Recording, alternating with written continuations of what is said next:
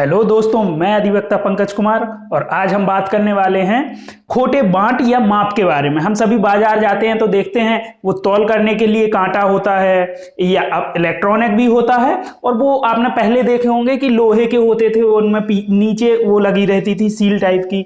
तो आज हम उन्हीं खोटे बांट या माप के बारे में बात करने वाले हैं।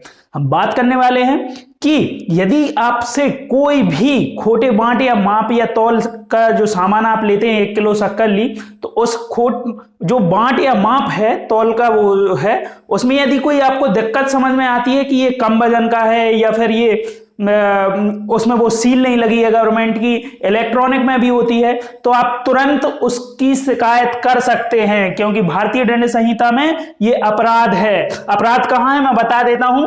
आईपीसी की सेक्शन 264, आईपीसी की सेक्शन 265, आईपीसी की सेक्शन 266 और आईपीसी की सेक्शन 267 खोटे बांट या माप या तौल के किसी भी वस्तु को जो होते हैं उनके लिए अपराध घटित करती है यदि आप उनमें खोटे मतलब कुछ भी गलत करते हैं या कुछ भी खोटे बांट या माप यूज करते हैं तौल के सामान में। इसमें 1 वर्ष का दंड है, जुर्माना है और दोनों है, और इसे कोई भी मजिस्ट्रेट विचारण कर सकता है। ध्यान रखना है, सभी दुकानदार सतर्क हो जाएं। यदि आप भी खोटे बांट या माप का उपयोग कर रहे हैं तो बंद कर दें, वरना आपको दंड 1 वर्ष का दंड या जुर्माना हो सकता है। पेट्रोल पंप पे आप पेट्रोल डलाने गए हो और उसने पेट्रोल कम डाला हो, तो आप वो रखे रहते हैं ना वहां चुंगी टाइप के बांट वगैरह तौल नापने के लिए, तो आप उसमें डलवा के चेक करवा सकते हैं। और यदि आपको वहां भी लग रहा है कि अभी भी मुझे कम पेट्रोल दिया जा रहा है, तो आप शिकायत कर सकते हैं उनकी। आईपीसी की सेक्शन 264, 65, 66, 67 इन्हीं सब की बात करती है कि खोटे बांट या माप के बारे में। अच्छा, इसके बाद यदि हम देखें, हम फल खरीदने जाते हैं तो वहां वो यदि कोई गड़बड़ कर रहे हैं, कभी कभी आपने देखा होगा कि वो चुंबक लगा लेते हैं। वो पहले तराजू होता था ना, तराजू से जब तौलते थे तो वो चुंबक वगैरह लगा लेते थे। कई बार आपने देखा होगा कई व्यापारी, मतलब छोटे व्यापारी करते हैं ऐसा।